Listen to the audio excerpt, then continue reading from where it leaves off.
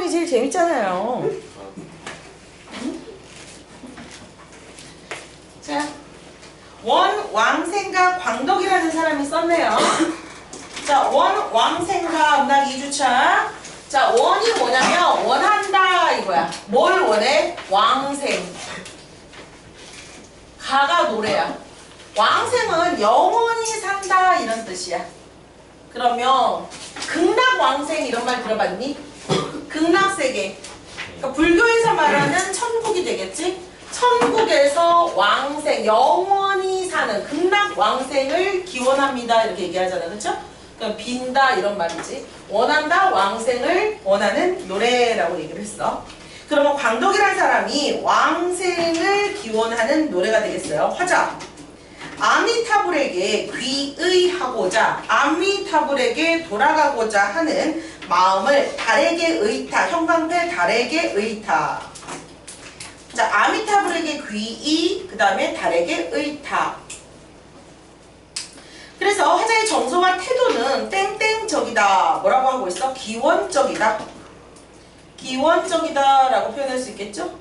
자신의 뜻이 아미타불에게 전해지기를 빌고 있다. 아미타보. 우리 중국 드라마 보면은 아미타보 이러잖아요. 그쵸? 미래에 오는 부처를 아미타불이다 그래요. 현재 지금 살아서 중생을 구제하는 부처를 석가모니불이라고 그러고, 미래에 오는 부처가 아미타불. 그래서 극락왕생이라는 불교적인 구제를 염원하고 있다.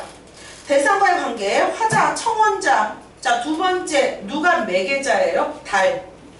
그러면 여기에서 달은 매개자로서 달에게, 누구에게? 달이 서쪽으로 가서, 서쪽은 옛날 사람들이 생각하고 있는 서쪽은 서방정토예요. 서방정토가 어디냐면은 극락세계예요. 그럼 여기가 불교에서 말하는 극락세계고, 이 극락세계에 아미타불이 살고 있고, 그래서 현세에 살고 있는 이 광덕이라는 사람이 이렇게 비는 거지. 이렇게 빌어서, 이 광덕이라는 사람이 빌어서 누구에게? 달한테 빌어서 달이 매개체로서 아미타불에게 왕생하고 싶어하는 이 사람이 있다라는 걸 전해주라 라고 얘기를 하고 있는 거예요. 그래서 무량수불 아미타불 극락세계의 주제자다. 시어 달의 상징자, 달은 달 형광펜, 현세와 화자가 위치한 현세와 극락정토인, 자, 서방을 잇는 중개자 전달자. 여기 형광펜 서방을 잇는 중개자 전달자.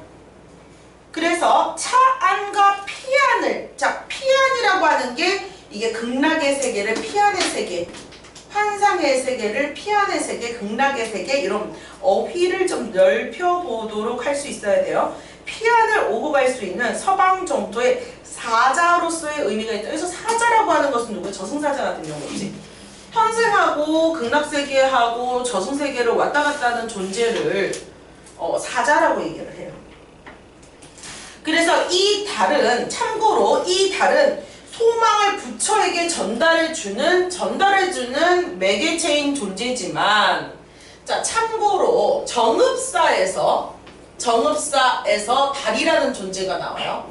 달하 높이 돋아서 멀리 비춰주세요 라고 했죠. 용비어천가에서 닝금하 그랬을 때 하가 뭐야? 높임? 그렇지. 그러면 달림이시여 이렇게 되는 거지. 그러면 정읍사에서 달이 높이 떠서 멀리 비춰주세요 그랬을 때, 여기 정읍사에서 달은 광명의 존재, 그래서 기원을 하고 있는 존재, 기원의 존재. 그러니까 내가 빌고 있는 대상, 천지신명이야. 얘는 내가 빌고 있는 절대자, 천지신명이야. 얘는 내가 기원의 대상이겠지? 그러면 얘는 뭐야? 매개자. 얘는 전달해주는 존재. 여기에서 다른 차이가 있다 라는 거, 작품에서 차이가 있다 라는 걸 알아주시면 좋겠어요. 그래서 관련 작품, 정읍사의 달은, 여기 형광펜 정읍사의 달은 기원의 대상. 자, 표현 달호, 돈호법, 달하, 달을 불러주는 거. 자, 반복법 원앙생, 원앙생. 자, 영탁법, 서리법, 일고 살까? 물음표를 쓸 수 있는 거. 자, 주제, 아미타불에게 귀의하고자 하는 소망, 극락, 왕생에 대한 간절한 소망, 주제, 형광펜. 우리한테 전달되고 있는 것은 이 아래쪽에 있는 한자 보이죠? 이 한자로 전달되고 있었어요. 얘를 번역을 해보면 오른쪽에 원, 왕생가 번역해 볼게요. 달하, 달하 그랬으니까 어떻게 해석해야 돼요? 달님이시여 이제 서방 정토까지 가려고, 달님이시여 서방 정토까지 가셔서 무량숲을 전에 가셔서 아뢰어 주세요. 무량숲을 저는 아미타불이 있다라고 하는 곳이에요. 그래서 아미타불이 있는 무량숲을 전에 가셔서 아뢰어 주세요. 그래서 다짐이 깊으신 존에게 우러러서 아미타불에게 우러러 가서 석가모니불 또는 아미타불 불을 우러러서 두 손을 모아서 원한다 왕생을 그것을 그리는 사람이 있다고 알려주세요. 전달해주세요. 살코자서 전달해주세요. 이 몸을 내버려두고 이 몸을 제껴두고, 그러니까 원앙생을 바라는 나를 제껴두고 48대 원을 이루겠습니까? 48대 원을 이룬다. 이 말은 뭐냐면 옛날에 세존 석가모니가 중생을 구원하려고 48개의 기원을 세웠대. 그러니까 48개의 소원을 세워서 이 48개를 다 이루면 중생을 다 구제한다 그랬어. 그러면 석가모니는 원래가 누구를 구제하는 게 목적이야? 중생을 구원하는 게 목적이지. 그럼 나는 누구야? 나 중생이지. 그러니까 나도 나를 먼저 구제를 해라. 나를 구제를 해야 네가 원래 인간을 다 구제한다라고 했던 48대원을 이루는 것이다. 네가 48대 중생을 이루려고 하면, 구제한다는 걸 이루려고 하면 나를 먼저 구제해라. 알겠어요? 나 구제역이다. 는 아니고요. 나를 구제해라. 그런 말이에요. 아시겠습니까? 그래서 그런 얘기예요. 나를 내버려두고 그 중생을 구제한다라는 큰 대원을 이루겠으니까 나를 구원해 주소서 라고 비는 거예요. 자, 그러면 18번. 이 노래에서 원앙생의 뜻을 20자 내외로 풀이하면 아미타불이 계시는 서방정토에 가서 살고 싶다 이런 뜻이야. 아미타불이 계시는 서방정토에 가서 살고 싶다. 주관식을 자꾸 쓰려고 노력을 해보세요. 또는 극락세계에 가서 살고 싶다. 이런 내용이 들어가면 맞습니다. 극락세계에 또는 아미타불에 귀의하고 싶습니다. 이런 말이 들어가면 맞아요. 자, 십작자와 그가 그리는 대상과의 교감을 위해서 중간자로 등장한 제재는 뭐예요? 달. 찾아쓰라 그랬죠? 찾아쓰라 그랬으니까 달이라고 쓰면 틀려요. 만약 서술형의 문제가 나온다면 우리는 어떻게 써줘야 돼요? 찾아쓰라 했으니까 달 이렇게 써주셔야 돼요. 있는 그대로 써주셔야 됩니다. 이 노래의 성격은 어떻습니까? 기원가예요. 맞았으면 동그라미. 주술가는 제망배가 같은 게 주술가예요. 얘는 바라는 거잖아. 기원하는 거잖아. 소망을 바라는 거지. 주술은 내가 제사를 지내는 게 주술이에요. 알겠어요? 주술가 아닙니다. 추도가도 아니에요. 21번. 신척자의 청혼이 가장 직접적으로 나온 것은 원왕생이다. 원왕생이다. 그래서 내가 나를 지금 원왕생 한다. 이 부분이 나와야 되겠죠? 그래서 5하고 6, 9, 1, 3번이 되겠어요. 이 노래의 핵심어는 뭐예요? 원왕생이에요. 아니 어쩜 이렇게 틀려?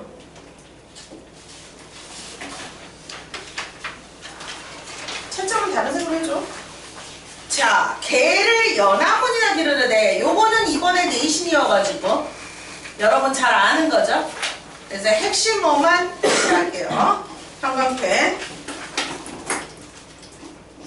개를 넣으라고 청자로 설정. 개를 넣으라고 청자로 설정. 거기 보면 형광펜. 님에 대한 간절한 기다림. 엉뚱한 계획의 화풀이. 엉뚱한 계획의 화풀이.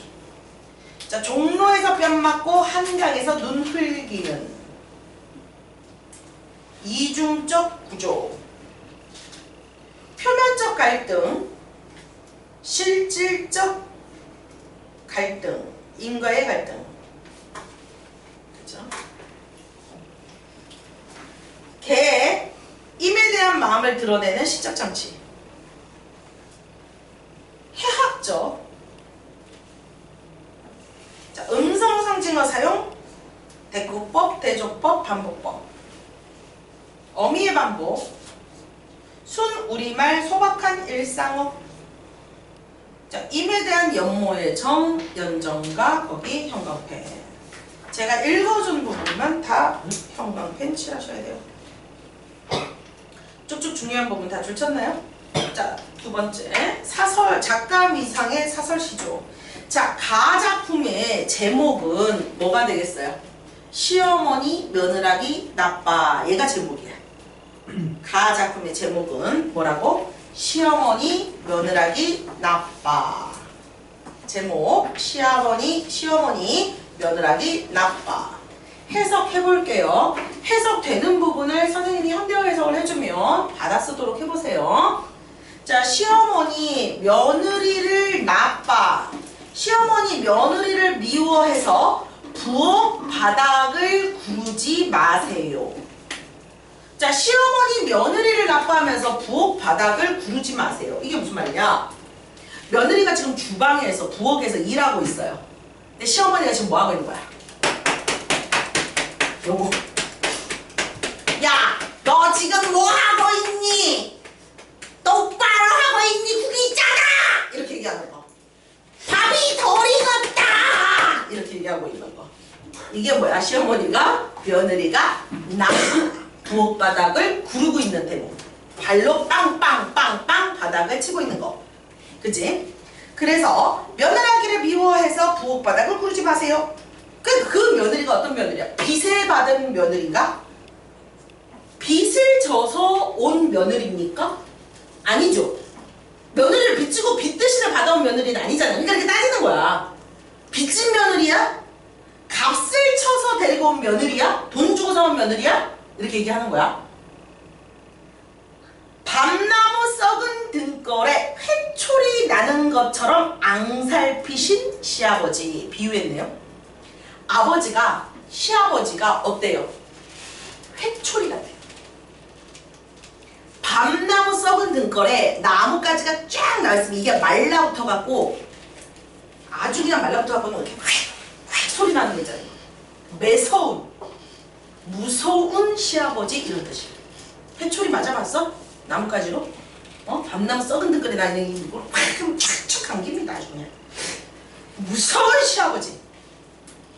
그 다음에 햇볕을 뵌 쇠똥같이 대똥거진 소똥이. 소똥 본 적 있어요? 이만하면 소가 똥가 푹푹 싸요. 그게 햇빛에 마르면은요 바짝 말라요. 소똥이 바짝 메마른. 이렇게 딱 까보면 풀이 딱 냄새 안 나요. 가보셨어요? 저 시골 출신은 아니라서 잘 모르는데 시골에 가보면 요거 연료로 쓰잖아요. 연료로. 근데 소똥 같은 거를 갖다 이제 벽에다 이렇게 발라가지고 집을 만들기도 하고. 이렇게 옛날을 잘 알면 좀 있으면 전 신선이 되겠어요. 좀 더 살면. 그러니까 시어머니는 어때? 감정이 아주 메말랐어. 시아버지는 어때? 무서워. 그치? 그리고 또 3년 걸어놓은 망태기. 일단 헐었겠지. 3년 걸어놓은 망태기에 헐어서 안 그래도 뭐가 잘 튀어나오는데 이렇게 걸어놓은 망태기 주머니에 송곳이 튀어나와. 쫙 튀어나오겠지. 송곳이. 어? 쫙 튀어나와가지고 어떻게 했어? 찔러대는 거야. 누가? 송곳부리같이 뾰족한 신우이. 언니 그렇게 해서 되겠어요? 뭐 이러는 그런 신우이. 당피 같은 밭에, 자, 당피 같은 밭에, 좋은 풀이 나는 밭에 돌피 나는, 나쁜 풀이 나는, 잡풀이 나는 샛노란 오이꽃 같은 피똥 누는 아들. 자, 요 피똥 누는 아들은 누굴까? 오이 같은 좋은 밭에 나쁜 풀이 나는 오이풀 같은 노란 아들. 이 아들이 누굴까? 첫 번째, 진짜 아들일 수 있고요. 아들 하나 낳았어요. 또 하나는 뭡니까? 옛날에는 며느리가 더 나이가 많았죠? 남편이 나이가 더 어렸어요.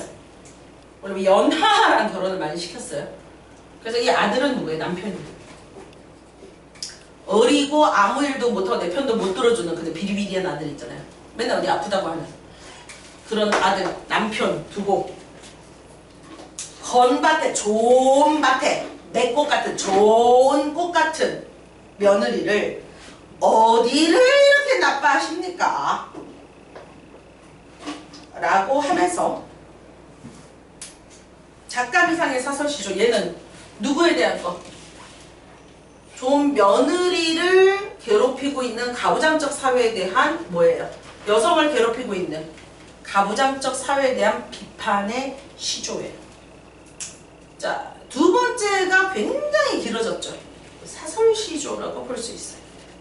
시적 대상은 누구예요? 며느리. 상황은 뭐예요? 가부장적 사회에서 핍박받는 며느리. 발상은 뭐였어? 비유. 그쵸? 그쵸? 여러 가지 비유들이 나오고 있죠?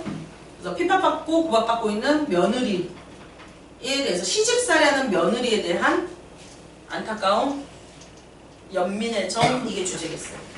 시집살이 하고 있는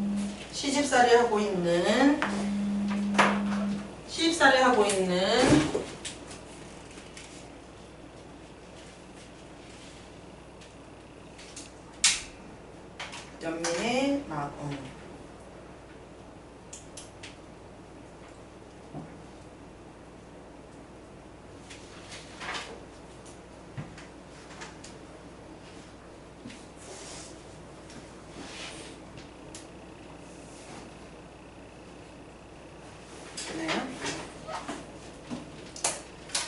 그 다음에 가와 나에 대한 설명으로 적절한 것은, 나는 이제 아니까 적절한 것은 이랬어요. 가는 대상의 상반된 행동을 묘사하고 있다. 대상의 상반된 행동 묘사 아니죠? 여러 대상으로 관심을 옮겨가며 아니죠? 나는 음성 상징어를 사용했다. 자, 나에서 상징하고 있는 음성 상징은 캉캉, 버둥버둥, 맞죠? 3번입니다. 24번은 몇 번이에요? 그렇죠. 관료들에 대한 비판적인, 정치가들에 대한 비판적인 의식이 있어요? 없어요? 없어요. 자, 종장에서, 가와 나의 종장에서 공통된 사용 방식. 초장, 중장, 종장 맨 마지막에 봐봐. 어디를 나빠하시는 거? 물음표 넣을 수 있죠. 그리고 그릇 끓음 나도, 신밥이 나도 너를 줄 아느냐? 이렇게 표현했죠. 둘 다 뭐를 사용하고 있죠? 의문형 조결어기 3번. 자, 26번. 자, 드러나는 화자의 해상 대상의 태도가 보기에 서술자와 다른 것은, 자, 우리 아저씨 말이죠. 사회주의라나? 아유, 우리 아저씨 그냥 도대체 사람이 아주 갈 데가 없어요. 라고 했죠. 그럼 비판의 대상이고 풍자의 대상이죠. 치숙이. 그러면 여기서 부정적인 대상이 아닌 것은 서술자와 달랐으니까. 나머지 내는 시집살이 가족으로 다 나쁜 존재잖아. 앞에 봐봐. 그치? 나머지는 첫 번째 기욱은 누구야? 시아버지. 니은은 누구야? 시어머니. 3번은 누구야? 시누이. 4번은 누구야? 남편. 다 비판의 대상이었죠? 그런데 5번은 누구야? 며느리였죠? 답은 몇 번이에요? 5번. 자, 보기는 나에 대한 교사의 설명이다. A와 B에 들어온 말을 알맞게 연결한 것은 이거 우리가 아는 거니까 빨리 나오지. 고운님이죠. 자신한테 오이지 않는 고운님이죠. 자신의 외로움에 대한 책임을 전가하고 있는 대상은 누구예요? 예. 자, 이제 댁들의 동란지 사오. 자, 댁들의 동란지 사오가 뭘까요? 댁들의. 여보세요. 사람들아. 동란지 사오. 여러분들 풀어봤잖아요. 동란지가 뭐예요? 동란지. 동란지가 뭐예요? 개, 젖. 응? 개, 젖이야. 자, 형광펜. 자, 화자는 관찰자 입장. 개젖 장수와 손님 사이의 상거래 장면.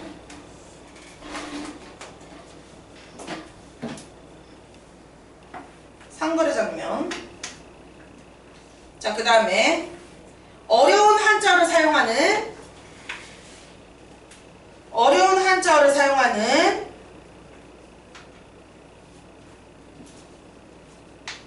뭐야?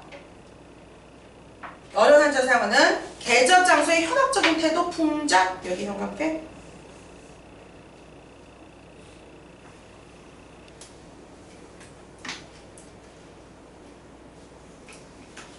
현학 주세요가 뭐야? 현학적인 태도가 뭐야? 현학적인 태도. 아까 어려운 한자를 사용하는 이렇게 했잖아. 그러니까 굳이 쉬운 말을 놔두고 괜히 어려운 한자어를 사용해서 자기가 잘났다고 표현하는 게 현학적인 태도. 자, 요런 단어 뜻은 조금 알아두면 좋습니다. 이제 현학적인 태도는 뭐라고? 굳이 어려운 한자어를 사용하는 거.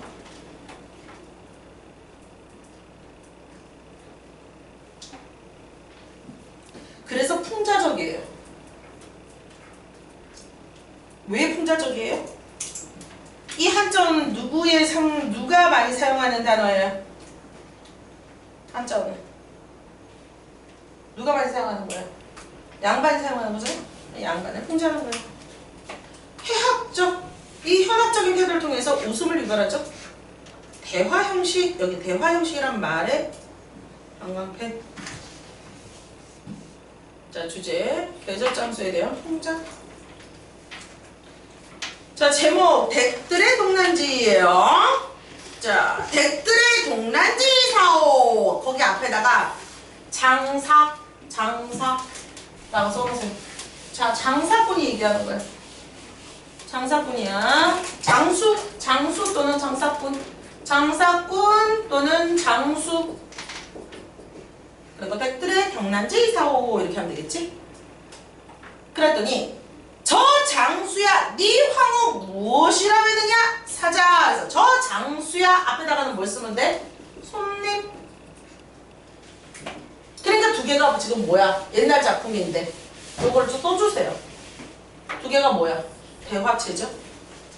그러니까 장사꾼이 여보세요 사람들아 어이 여보세요 뭐라 이러면서 동란지서 이렇게 얘기하니까 어이구 장수야 네 물건 뭐라고 외치느냐? 사자! 이랬어. 사자! 어흥! 왜 이렇게 대답을 안 해? 쉬는 시간만 하냐면 야블야블야블야블 이제 수업 시간에 아주 입을 딱 붙이고 그냥 말하지 말자! 막 이러고 있어. 그랬더니 외골내육 여기서부터 누구의 말이야? 장수 또는 장사꾼. 또 써놓으세요. 장사꾼이 이제 대답을 하는 거예요. 장사꾼이 뭐라 그래? 외골내육. 겉은 뭐야? 뼈. 안에는 살.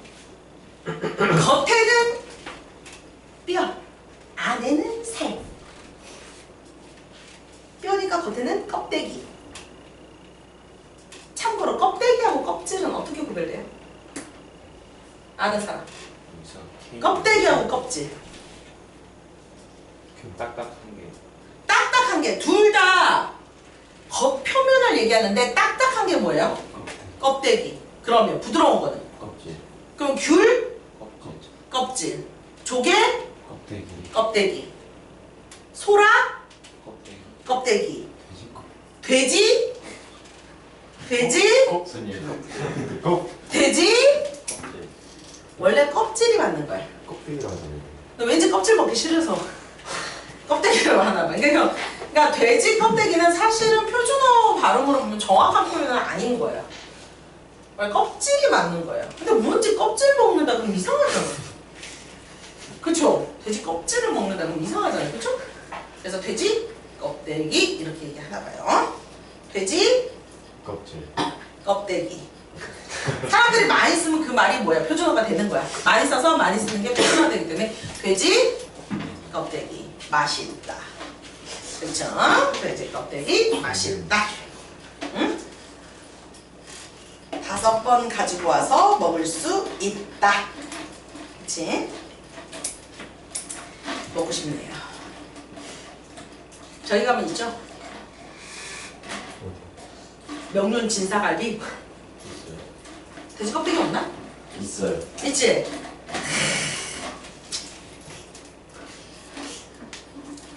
외골 내유 겉은 뭐야? 껍데기 안에는 살. 양목이 상천. 양목이 뭐냐면 두 눈. 눈목자야. 두 눈이 하늘로 올라갔어. 자, 그러면 껍데기 두 눈이 하늘로 올라갔어. 그치? 전행 후행.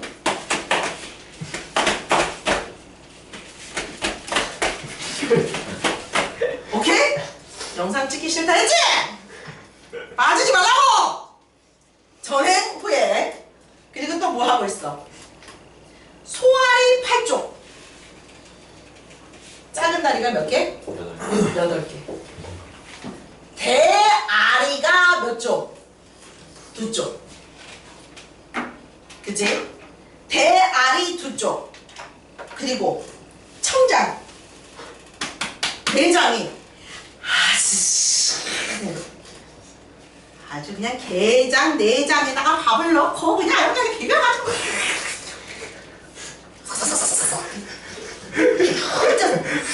빨아먹고 아주 껍데기에다 그냥 밥 비벼가지고 참기름 딱 넣어가지고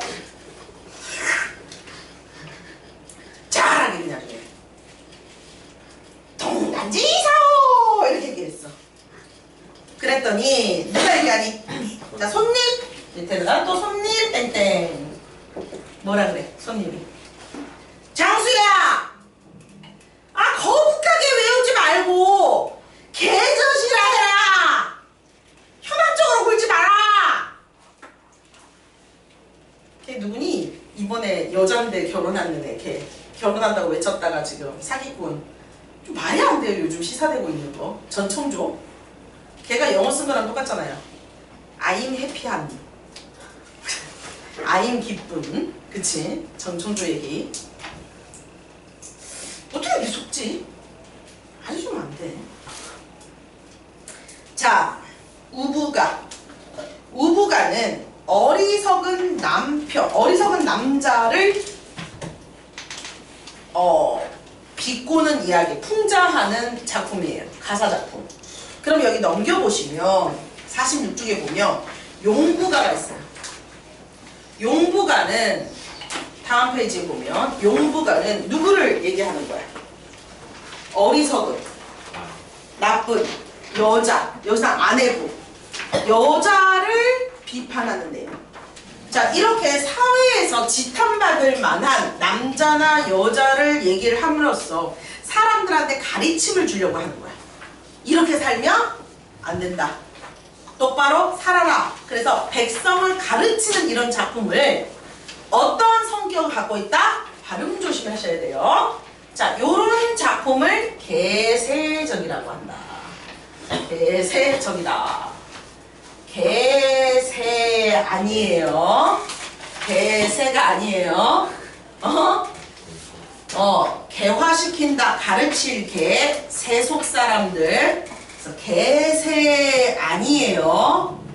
개세적인 작품들이다. 그때 당시에 풍화와 풍속과 교화를 시키려는 목적으로 썼던 작품들. 우부가는 그때 당시에 이제 개선해야 될 가치가 있는 사람들에 대한, 남자에 대한 얘기. 자, 그럼 어떻게 개선해야 돼? 내 말씀 광언인가? 내 말이 미친 말인가? 저 화상 구경해라.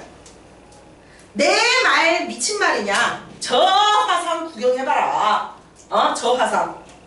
남촌에 있는 한양 재혁이는 뭐 이런 거지. 응? 부모 덕에 편히 놀고, 호의호식하고, 무식하고, 미련하고, 융통성도 없고, 눈은 높고 손은 커서 가량 없이 주제 넘고, 시체 따라서, 계절 따라서, 봄, 여름, 가을, 겨울 맞춰갖고 맨날 옷이나 해 입고, 응? 남의 눈만 위하겠다. 조상의 세도를, 조상만, 떠세하고, 우리 조상이 말이야! 막 이렇게 얘기하고, 세도 구멍을 찾아서 기웃기웃하고, 자, 세도의 구멍을 찾아서 기웃하고, 아첨하고. 그러니까 누가 권세 좋은 사람한테 가가지고 뭐 하고 있는 거야? 권세 좋은 사람한테 가가지고 그 사람한테 가서 이제 아부하고 뇌물 먹이는 거야. 자기가 한 자리 얻으려고. 지가 노력은 안 하고 우리 조상은 말이야 막 이렇게 얘기하고. 그게 명조상이야. 영양 더위하고 추위를 봐서 진봉하고 제업을 까불리고, 더위하고 추위를 보아서, 여기서 더위가 추위가 세도 구멍 찾아가지고 거기다가 이제 뭐야, 뇌물 먹이느라고 집안에 있는 재산을 다 날린다는 거야. 지가 노력해가지고 저기 안 가고 뇌물 먹여서 관직 얻으려고 재산을 까먹고, 허욕으로 헛된 욕심으로 장사하고 남의 빚이 태산이야. 내가 무식한 건 생각하지 않고 어진 사람 미워하고, 넉넉하게 할 때는 박하고, 한 푼 돈에 땀이 나고, 자기가 돈 써야 될 때는 겁나 아끼고, 그쵸? 박할 때는 또 후해서 수백 냥이 다 헛것이야. 승기자를 염지하니 반복 소인이 허기진다. 이거는 소대인. 소대인이라고 하는 것은 뭐냐면 우리 옛날로 뭐 어떤 사람을 얘기하는 거야. 소인배. 소인배같이 행동을 하고 있다. 내 몸에 좋을 대로, 남의 말을 또 탄하지 않고 내 좋을 대로만 하고 이익으로만 움직이고, 친구와 벗은 좋아하고 자신의 일가는 돌아보지도 않고, 벽날 노릇은 몽땅하고 나쁜 거는 다 하고 인삼 녹욕 몸보신하고, 주색 잡기, 술하고 담배하고 여자 좋아하고 모두하고 돈주정을 무진해. 자, 그러다가 이렇게 펑펑 방탕하게 노는 것을 쭉 나열합니다. 17번. 이렇게 놀다가 중략. 그렇게 펑펑 돈 쓰다가 어떻게 했어요? 가련하다 절생아. 그렇게 돈 펑펑 쓰다가 이제 어떻게 되는 거야? 가련하다 인생아. 하루아침에 뭐가 됐어? 밑줄 거지가 됐어. 하루아침에 거지 새끼 됐어. 그쵸? 돈 펑펑 쓰니까 뭐가 돼? 거지가 되는 거죠. 대모관자 좋은 모자 어디 가고, 물레줄은 어디 가고. 대모관자 여기 있잖아. 옛날 그 선배들이 이렇게 관자줄에서 되게 좋은 산호줄 같은 걸로 이렇게 돌리는 거 있지, 요거. 가세에다가 이렇게 쓰는 거 있지. 요즘 보면 안경거리 같은 거. 가세 이렇게. 그거 어디 가고 물레줄 달고 있고. 통영갓은 좋은 갓이 통영갓이야. 통영갓은 어디 가고 험파리배 통모자. 주체로 못 먹던 밥은 단련법에서 먹는다. 그러니까 밥도 제대로 못 먹어. 양볶이 좋은 고기는 어디 가고 쓴바기를 단골 빨대하고, 중요고 어디 가고 좋은 술 어디 가고 싼 나쁜 술 한 잔 먹기도 어렵다라고 표현했어. 망한 사람 얘기하고 있죠. 자, 다음에 공목설. 공목설이 뭐예요? 휘어진 나무 이야기. 여러분 읽어서 알겠지만 제가 지금 읽는 부분만 빨리 쫓아와서 밑줄 치세요. 제가 읽는 부분만. 자, 장생이라는 자 산에 들어가 제목 나무 구불구불. 무덤가의 나무 한 그루 곧기만 하였다. 쭉 문장 끝에 있어. 곧기만 하였다. 좋은 제목이라 생각. 뒤에서 살펴보니 구부러져 쓸 수 없는 나무. 탄식하기를 그지? 뭐라고 탄수했겠어? 이 나무는 3번이나 다른 쪽을 살폈어도 알지 못하였다. 그러니 그 다음에 쭉 뒤에 사람의 경우야 더 말해 못하겠느냐? 그치? 그래서 국가가 결단나고 거기 그 말의 끝에 보면 국가가 결단나고 비틀어지는 것은 늘 이런 자들 때문.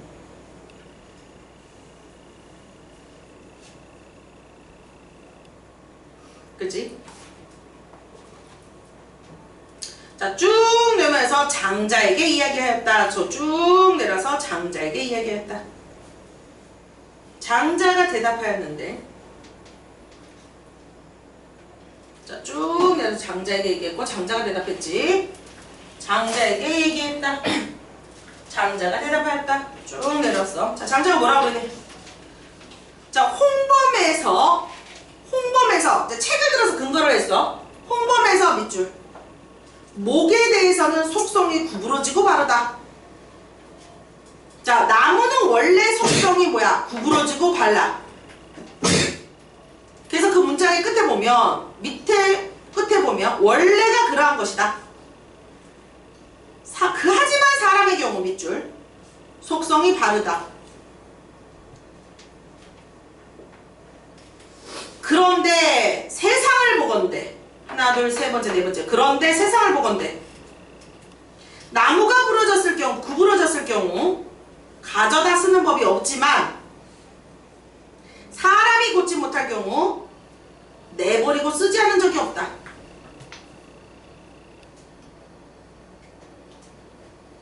큰 건물 보게나. 그 다음에 밑에 구부러진 제목이 있는 것을 볼 수 없다. 그러니까 나무는 원래 속성이 구부러져 있는 건데 구부러진 거 안 쓰지. 그러니까 사람은 원래 속성이 반듯하지. 근데 구부러진 걸 쓴다는 거지. 그 얘기를 하는 거야. 자, 그런데 조정을 한번 보게나. 조정을 보게나 밑줄.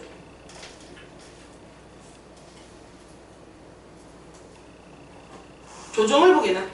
바른 도를 소유한 자는 보기 힘들다. 자, 밑에 맨 마지막에 곡사가 공목보다 대우를 받는다.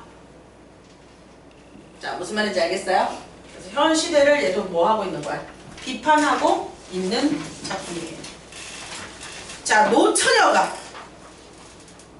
저 쳐다보지 마세요.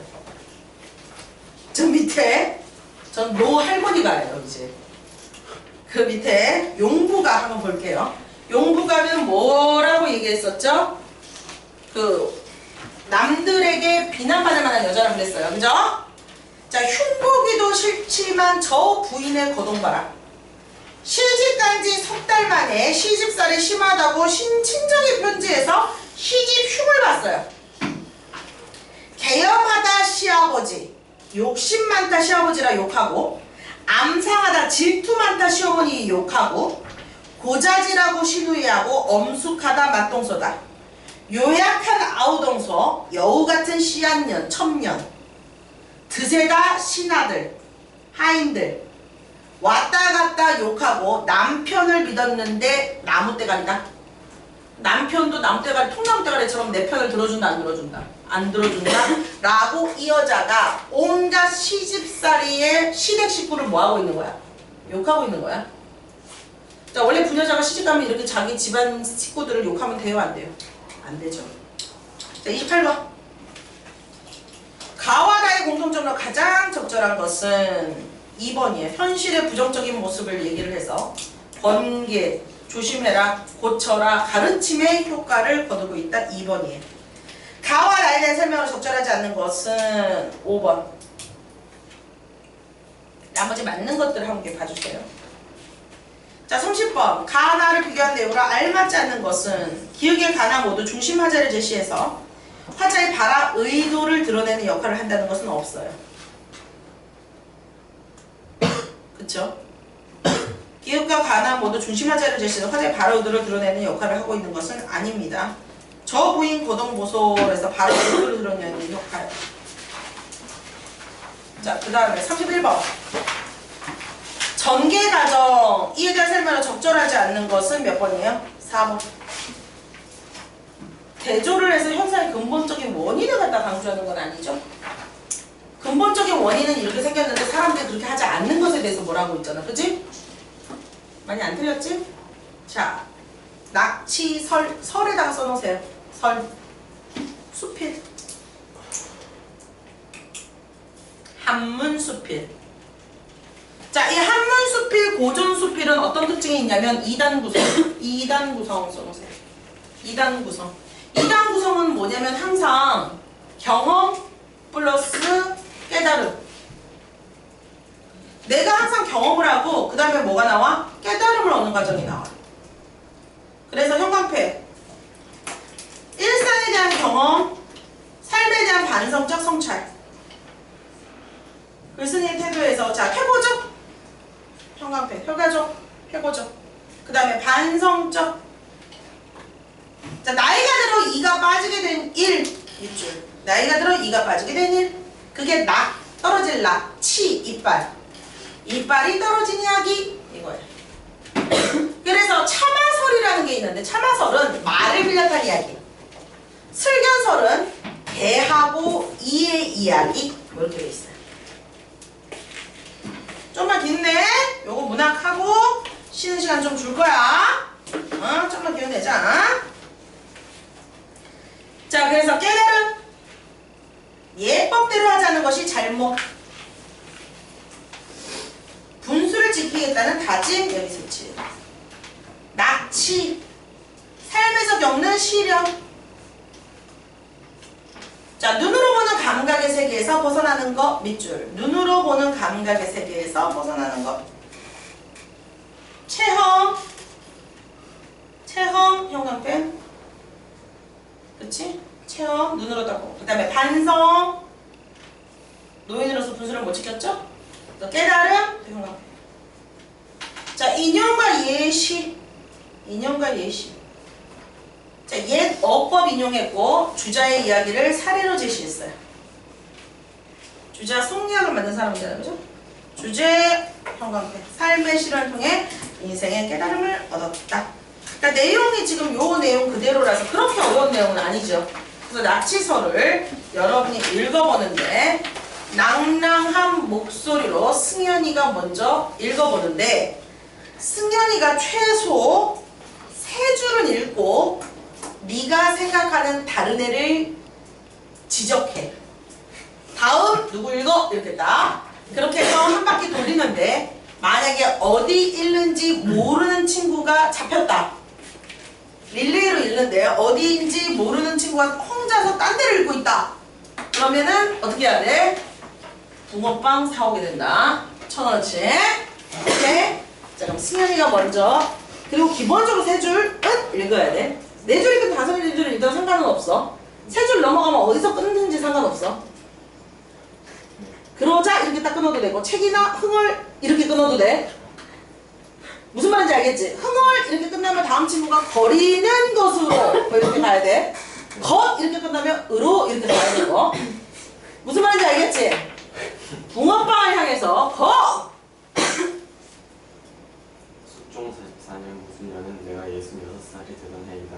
갑자기 앞니 하나가 빠져버렸다. 그래서 입술도 일그러지고 말도 새고 얼굴까지도 한쪽으로 비뚤어진 것 같았다. 낙치. 거울에 얼굴을 비춰보니 놀랍게도 딴 사람을 보는 것 같아 눈물이 나려 했다. 나는 어릴 때부터 책 읽기를 좋아했다. 그런데도 아직까지 입에 올리지 못한 책이 수두룩하다. 이제부터라도 아침 저녁으로 피부 풍경을 바라보면서 책이 나늘거리는 것으로 말년을 보내려 했다. 그리하여 내면의 갈등이 막 있는데 지금. 평평한 밤에 촛불로 길을 비추듯 인간의 근본에서 더 시작을 읽고 나지. 맞아. 그런 것이다. 이렇게까지 마음 먹고 제작해서 읽기 시작했다. 그러자 입 밖까지 목줄 사이로 흘러나오는 소리가 마치 깨진 종소리 같아서 빠르고 느림이 마디지지 못하고 맑고 탁한 소리가 조화를 잃고 치름에 높낮이도 분간할 수 없으며 팔꿈도 이해할 수 없었다. 처음에는 낭랑한 목소리를 내부려고 안간힘을 써보았으나 끊는 소리가 말려 들어가고 말았다. 나는 정용이 고양이 슬퍼서 칠문을 그만둬버렸다. 그러고 나니 마음은 결로 나갔다. 결국 인간의 근본을 수술했던 최초의 마음을 그대로 유지할 수 없다는 것을 알게 되었다. 이것이 이가 빠지고 난 뒤에 나의 마음을 그냥 슬프게 하는 것이다. 나의 생을 돌비니 익혀볼 때 내가 오. 그러나 몸이 가볍고 건강하다는 것은 자신했었다. 걸어서 산에 오르거나 주말토록 먼 길을 말을 타고 달리거나 때로는 천리의 길에 가도 다리가 아프다거나 등이 뻑뻑해지는 걸 느끼지 못해. 그래서 내 또래들과 비교해 볼 때 나만 한 사람이 드물다 생각하여 자 정녕 아니 최재현 다시 또 해도 돼요? 응. 뭐 기분이 좋아 나뭐 이미 도세한 것도 있고 오히려 긴장하다고 잘못 생각하고는 어떤 일을 당해도 겁내지 않고 달려들어 처리했으며 신바람이 나는 아무리 먼 길이라도 달려갔다가 반드시 녹초가 되어서 돌아오곤 했다. 그런데 지금 얼굴이 일그러져 추한 모습으로 갑자기 사람들 앞에 나타나면 모두 놀라고 또 슬퍼하지 않는 사람이 없을 것이니 내가 아무리 늙었으면 잠깐이라도 이지를 한다 해도 가능한 일이겠는가. 지민 그러니 이제부터라도 나는 노인으로서의 분수를 지켜야겠다. 옛날 시민들의 예법에 사람이 60살이 되면 마을에서 지팡이를 짚고 다니고 군대에 나가지 않으면 또 학문을 하려고 덤비지 말아야 한다 했다. 나는 일찍 이게 무슨야? 왜 사람이 성장이 되냐? 틀렸다. 틀렸어. 뭐야? 뭐야? 빠바바바. 잠시만 붕어빵. 밑에 얘 읽었어. 붕어빵. 좋았어. 미니 성공. 자, 너 붕어빵 쳐넣어. 자, 미니 다시 읽어서 또다시 공격의 기회. 미니 다시 고. 이 얘기를 읽었으나 이와 같은 예법에는 동의하지 않고 계속해서 잘못을 저지르곤 했는데 지금에 와서야 그나 이와 같은 예법에 동의하지 않고 뭐야 이거? 뭐야, 미니가 틀렸어? 미니가 틀렸어? 그동안 내가 한 행동이 미니가 틀렸어, 얘들아? 얘기해야겠다. 앞으로는 조용한 가운데 휴식을 취해야 할까 보다. 야, 미나 너 틀렸다는데? 결국 빠진 이가 나를 간교해준 바가 참으로 좋지 않다. 옛날 성략의 대가인 주 정녕 나도 눈이 어두워지고 시기가 되어 중심을 잃지 않고 성공한 착한 성품을 기르는데 전심하게 되었으며 그렇게 되자 더 일찍 눈이 어두워지지 않는 상태를 자고한다. 그렇다면 나의 이가 빠진 것도 또한 너무 늦었다고 생각하지 않을까. 얼굴을 일그러졌으니 조용히 들어앉아 있어야 하고 말소리가 세니 침묵을 지키는 것이 좋고 친해져. 고기를 씹기 어려우니 부드러운 음식을 먹어야 하고 그림은 소리가 낭낭하지 못하니 그냥 마음속으로나 읽어야 할 것 같다. 조용히 들어앉아 있으면 정신이 안정되고 말을 함부로 하지 않으면 통물이 적을 것이며 부드러운 음식만 먹으면 수복을 온전히 누릴 것이다. 그리고 마음속 진리. 여러 글을 읽으면 조용한 가운데 인생의 돈을 부탁할 수 있을까이니 그 선익을 따져본다면 그 이름이 도리어 많지 않겠는가. 늙음을 잊고 함부로 행동하는 자는 주제요. 경망스러운 사람이다. 그렇다고 늙음을 한탄하며 슬퍼하는 자는 족된 사람이다. 원망스럽지도 않고 쏟지도 않으려면 늙음을 편하게 받아들여야 한다. 늙음을 편하게 여긴다는 말은 여유를 가지고 쉬면서 마음 내키는 대로 자유롭게 사는 것이다. 일이 장세. 하여튼 오만 마음으로 세상을 정롭게 살다가 아무 문제 없이 죽음을 맞이해야 한다. 그리고 눈으로 보이는 공간의 세계에서 벗어나 일찍 죽는 것과 오래 사는 것이 기면이다. 또 다르지 않다고 생각을 가지게 되면 그것이 일생을 즐겁게 사는 길이며 근심을 넓혀버리는 방법이 될 것이다. 승현아 잘 먹을게. 일단은 승현이 조금 더 몇 명 좀 모으자. 우리 전체가 다 미니도 먹으려면은 있잖아요. 어? 미니도 그러니까 미니랑 조금 더 모으자. 일단 미니랑 승현이랑 1,000원어치씩 한다 해봤자 지금 4개밖에 안 되지. 3개밖에 안 돼? 조금 더 이제 또 진행을 하면서 좀 더 인간을 좀 걸러서 잡아서 자 일단 채점을 좀 해볼게요. 32번에 이 글에 대한 설명으로 가장 적절한 것은 1번 결핍의 체의 경험을 창작의 모티프로 삼고 있다. 1번이죠. 자 설의 형식적 등식은 특정 사물에 대한 소개나 인물이 겪은 일을 이야기로 구성한 부분과 글쓴이의 생각을 서술하는 두 부분으로 나뉜다. 그러니까 결국 겪은 일, 체험한 일 플러스 깨달음 이렇게 쓰면 돼.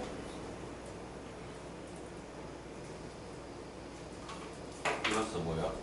응? 플러스 체험한 일이라고. 경험한 경험 플러스 뭐가 있어? 깨달음. 자, 이 글을 내용에 따라 두 부분을 나누는데 뒷부분이 시작되는 곳을 하면 나의 일생을 하는 부분이야. 글쓴이는 앞니가 빠져서 불편한 상황을 긍정적으로 받아들이고 있다. 그 내용을 정리한 것으로 적절하지 않는 것은 5번이죠? 자, 이 글을 글쓴이가 보기 화자에게 해줄 수 있는 말로 가장 적절한다는 것은 자, 이거 뭐 한 손에 가시를 들고 한 손에 막대를 들고 백발로 막으려고 했는데 백발이 먼저 알고 지름길로 오는 늙음에 대한 뭐예요? 탄식이죠? 탄로가죠? 그래서 2번 늙는다는 것은 자연스러운 일이니까 마음 편하게 받으세요 라고 말하겠죠? 자, 기억의 의미로 가장 적절한 것은 각자가 자기 나이에 맞게 분수대로 살아라 라고 하겠죠? 자, 38번 다른 사람의 말을 통해서 성인의 경험을 제시해서 자신의 경험이 타당함을 얘기하고 있죠. 쉬는 시간 잠깐 주고 그 다음에 뭐 나갈 거냐면 우리 문법 이거 금방 할 거거든? 문법 금방 언급하고 그 다음에 비문학 먼저 하고 화작 들어갈게. 그래서 만약에 내가 문제 안 푼 친구가 있으면 쉬지 말고 지금 빨리 문제 풀어야 되고 다 풀었는 친구는 지금 쉬는 시간을 즐기면 되겠습니다. 잠깐 쉬면 되겠어요.